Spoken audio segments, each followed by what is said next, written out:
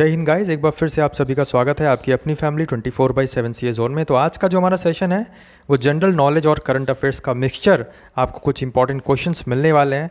So already हम बता दें आपको कि जो तैयारी जीत की है वो हम शुरू कर चुके हैं और ब्रह्मास्त्र बैच हमारा 2022 में आने वाले सभी एंट्रेंस एग्जाम को लेकर यहाँ पे फोकस्ड है। चाहे वो किसी भी यूनिवर्सिटी कॉलेज का एंट्रेंस एग्जाम हो, आप ब्रह्मास्त्र बैच हमारा ज्वाइन करके फ्री ऑफ कॉस्ट यूट्यूब पर ही सारी क्लासेस अवेलेबल रहेंगी और उसको ज्वाइन करके उसको अटेंड करके आप अपना जो भी एंट्रेंस एग्जाम है क्वालिफाई कर सकते हो, डेफिनेटली करोगे और अच्छे कॉलेज में एडमिशन मिलेगा।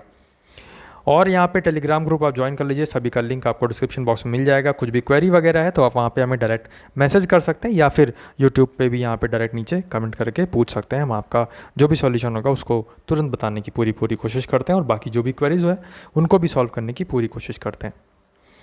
तो चलिए विदाउट वेस्टिंग टाइम स्टार्ट करते हैं अपना आज का सेशन। तो क्वेश्चन नंबर 1 है हमारा यहाँ पे प्रेजेंट इलेक्शन कमिश्नर। तो प्रेजेंट इलेक्शन कमिश्नर कौन है यहाँ पे आपको बताना है। ऑप्शंस आपकी स्क्रीन पर हैं, सुशील चंद्रा, सुनील चंद्रा, सुशील कुमार या फिर सुकुमार सेन। तो अगर हम यहाँ पे करेक्ट आंसर देखें तो प्रेजेंट इलेक्शन कमिश्नर जो है वो सुशील चंद्रा है। ठीक है, सुशील और चंद्रा। आगे बढ़ते हैं। नेक्स्ट हमारा जो क्वेश्चन है वो पूछ रहा है कि national commission of backward classes formed in.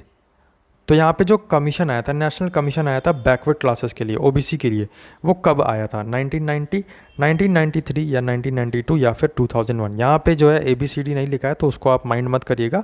बाकी यहाँ पे आपको ऑप्शंस तो समझ में आ ही रहे हैं कि 4 ऑप्शंस दिए गए हैं अलग अलग, है ना। तो क्वेश्चन नंबर 2 का अगर हम देखें तो national commission of backward classes formed in 1993 में बना था ये नेशनल कमीशन। जैसा कि हमने क्वेश्चन नंबर 2 में देखा, ओबीसी की बात थी नेशनल कमीशन, लेकिन इस क्वेश्चन में जो बात है एसटी ट्राइब की जो होती है, शेड्यूल ट्राइब, उसकी बात की गई है। तो national commission for schedule tribe formed in, तो यहाँ पे याद रखना है 2004 में आपका ये जो नेशनल कमीशन है शेड्यूल ट्राइब के लिए बना था।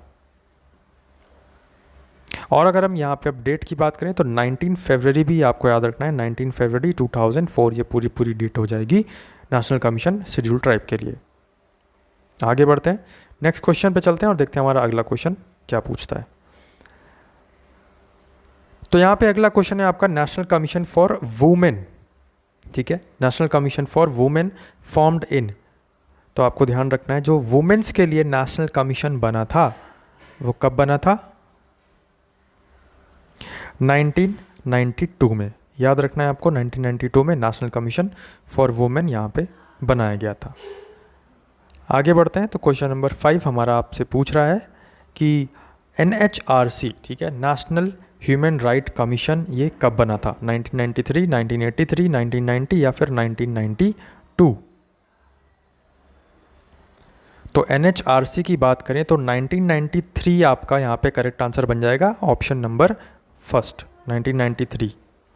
आगे बढ़ें तो क्वेश्चन नंबर 6 आपसे पूछ रहा है कि chairperson of national commission of women. अब यहाँ पे चेयरपर्सन आपसे पूछ लिया गया कि नेशनल कमीशन ऑफ जो वुमेन है उसकी चेयरपर्सन यहाँ पे कौन है?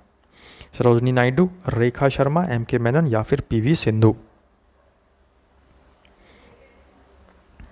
तो याद रखना है आपको कि नेशनल कमीशन ऑफ वुमेन, इसकी यहाँ पे जो चेयरपर्सन है वो कौन है? रेखा शर्मा जी यहाँ पे इसकी चेयरपर्सन है। इंपॉर्टेंट क्वेश्चन है, याद जरूर रखिएगा। क्वेश्चन नंबर 7 आप देख सकते हैं यहाँ पे प्रेजेंट सेंट्रल विजिलेंस कमिश्नर। ठीक है, प्रेजेंट सेंट्रल विजिलेंस कमिश्नर कौन है?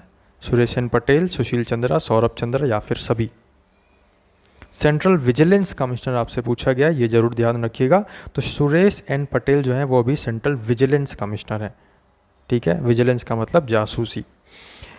आपको हो सकता है अभी लग रहा हो हल्के में ये सारे क्वेश्चंस, लेकिन बिलीव मानिए, विश्वास मानिए, भरोसा रखिए, ज़रूर आपको लाभ होगा जब आप पूरा यहाँ पे कंसिस्टेंटली एकदम कंटिन्यूसली तैयारी करते रहेंगे, हमारे साथ हर एक सब्जेक्ट को कवर करेंगे ना, तो आपको मतलब जो मेहनत करेंगे ना, फिर जो उसका फल मिलेगा ना आपको एंट्रेंस एग्ज़ाम में, जो आप अच्छे से प्रिपेयर करके आओगे, यार मज़ा तब आएगी आपको। ठीक है, अभी भले ही आपको बोरिंग लग रहा हो, और जिसको बोरिंग लग रहा है तो भाई छोड़ के जा सकते हो, कोई दिक्कत नहीं है।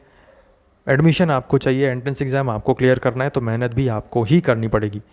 ठीक है, बस वो लम्हा सोचो एक बार जब आपका एंट्रेंस एग्ज़ाम क्लियर करोगे और अपने दम पर क्लियर करोगे, अपनी तैयारी पर क्लियर करोगे और ठाट से बोलोगे अपने मम्मी पापा से मम्मी पापा मैंने जो है खुद तैयारी करके और एंट्रेंस एग्ज़ाम क्लियर किया, एक अच्छी यूनिवर्सिटी में, मैंने लखनऊ यूनिवर्सिटी में एडमिशन लिया, एंट्रेंस एग्ज़ाम क्रैक करके एडमिशन लिया, मैंने इलाहाबाद यूनिवर्सिटी में एडमिशन लिया, मैंने एंट्रेंस एग्ज़ाम क्रैक करके एडमिशन लिया। तो भैया अगर ये चीज़ बोलना चाहते हो ना तो उसी हिसाब से मेहनत भी करनी पड़ेगी, ठीक है। और हम आपके लिए अवेलेबल हैं। जब हम आपके लिए मेहनत कर सकते हैं तो आप अपने लिए मेहनत नहीं कर सकते? हाँ, आप अपने मम्मी पापा को वो खुशी देने के लिए मेहनत नहीं कर सकते? ज़रूर कर सकते हो और सभी करोगे, आई नो वेरी वेल, ठीक है। तो बोरिंग कुछ नहीं है, सारे इंपॉर्टेंट क्वेश्चंस हैं, कुछ भी इधर उधर का नहीं पढ़ा रहा, कुछ भी फालतू नहीं पढ़ा रहा, ऐसा पढ़ा रहा हूँ जो आपके एंट्रेंस एग्ज़ाम के पर्पज़ से इंपॉर्टेंट रोल प्ले करने वाले हैं, ऐसे ही क्वेश्चंस आपको सारा बता रहा हूँ, ठीक है। तो जो भी क्लासेस हैं, जो भी कोर्सेज़ के अकॉर्डिंग आपको तैयारी करनी है, वो सभी जो कोर्सेज़ हैं, कौन कौन सी क्लासेस किस किस कोर्सेज़ के लिए हैं, वो सभी हम यहाँ पे थंबनेल पर ऑलरेडी लगा ही देते हैं।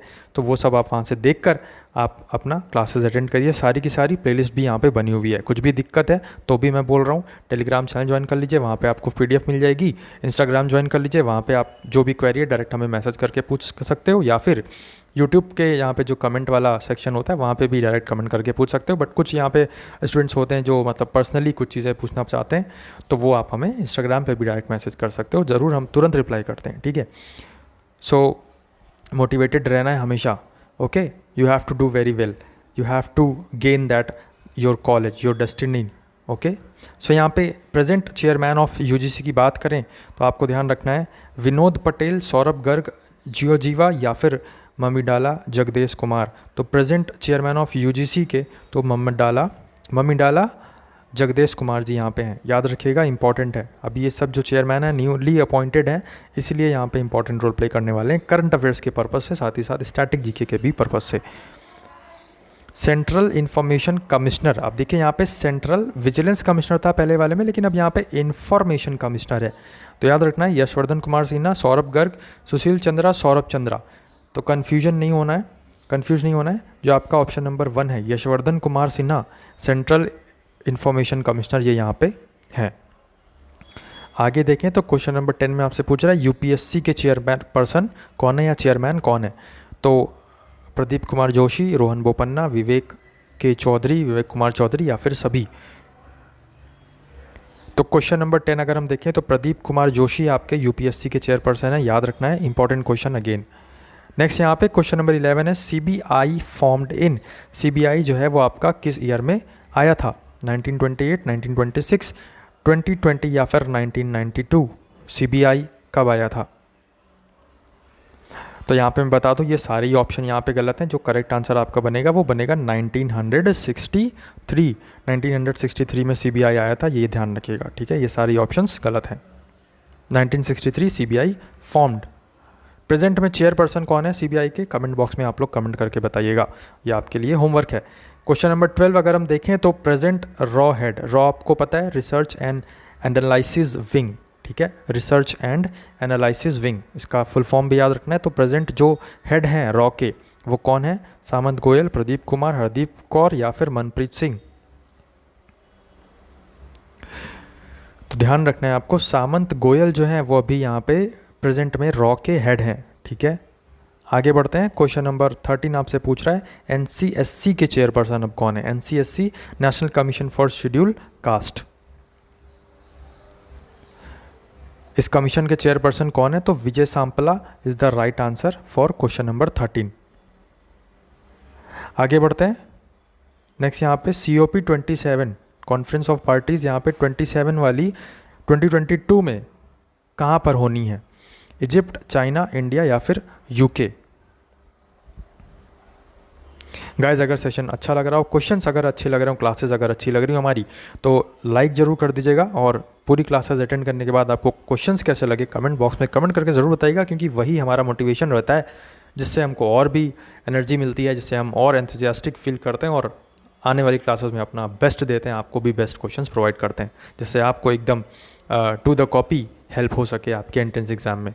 सो यहाँ पे COP27 2022 में जो होना है वो होगा आपका इजिप्ट में। आगे बढ़ते हैं। क्वेश्चन नंबर 15 आपसे पूछ रहा है बैलोन डी और अवार्ड। बैलोन डी और अवार्ड ये बहुत ही इंपॉर्टेंट अवार्ड है और उसमें अक्सर यहाँ पे आप बता दो रोनाल्डो और लियोनेल मेसी और रॉबर्टो लेवेंडोव्स्की, ये तीनों ही एक जाने माने फुटबॉलर हैं।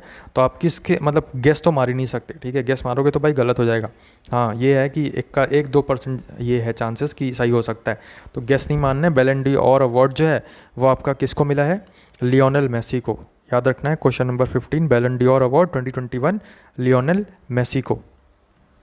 यहाँ पे new temple of resurgent India, ठीक है, new temple of resurgence India, ये हम किस डैम को बोलते हैं? भाखरा नागल डैम को, तहरी डैम को, हीराकुंड डैम को या फिर बगलीहार डैम को? तो ध्यान रखना है आपको, भाखड़ा नागल जो डैम है हमारा, इसको हम यहाँ पे new temple of resurgent India बोलते हैं, ठीक है।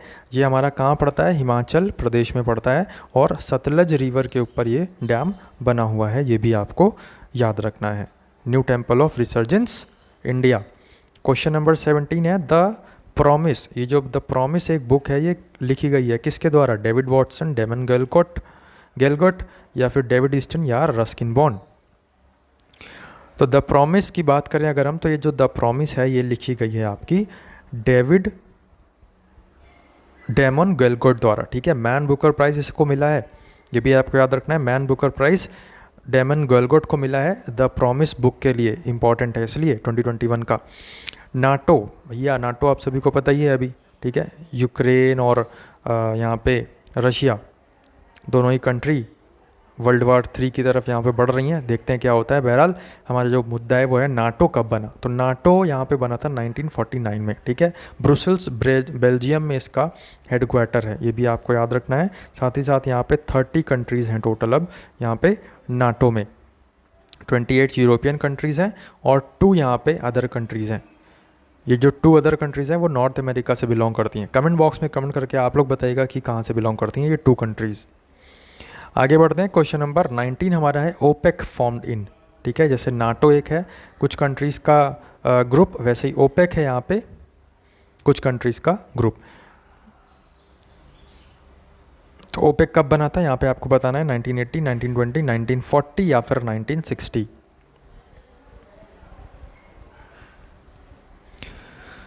तो ध्यान रखना है आपको, ओपेक जो है हमारा वो 1960 में फॉर्म हुआ था। आगे बढ़ते हैं। तो क्वेश्चन नंबर 20 हमारा आपसे पूछ रहा है आसियान, ठीक है, ये भी एक कुछ कंट्रीज़ का ग्रुप है। तो ASEAN formed in which of the following year? 1889, 1989, 1967 या फिर 1927? आसियान कब बना था ये आपको यहाँ पे बताना है क्वेश्चन नंबर 20 में।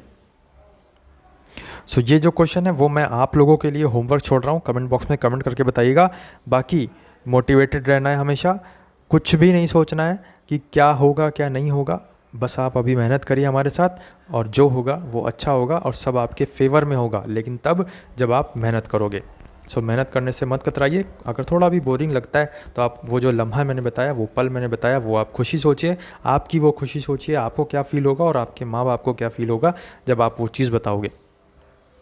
बाकी आज की क्लास में बस इतना ही, बने रहिए और अपना ख्याल रखिए, अपने घर वालों का ख्याल रखिए। कुछ भी अगर दिक्कत परेशानी है कमेंट बॉक्स में कमेंट करके बताइए, जो क्वेश्चंस आपसे पूछे गए वो बताइए। बस ऐसे ही तैयारी करते रहिए, आपका एंट्रेंस एग्ज़ाम बहुत ही मक्खन की तरीके से क्लियर होने वाला है। आज की क्लास में बस इतना ही, मिलते हैं नेक्स्ट क्लास में कुछ नए क्वेश्चंस, कुछ नई स्ट्रैटेजी, कुछ नई इन्फॉर्मेशन के साथ। तब तक के लिए अपना ख्याल रखिए, अपने घर वालों का ख्याल रखिए और बने रहिए। जय हिंद, जय भारत। चैनल पे अगर नए हैं तो चैनल को सब्सक्राइब करके बेल बटन जरूर दबा दीजिए, क्योंकि तभी आपको आने वाली क्लासेस का नोटिफिकेशन मिलेगा।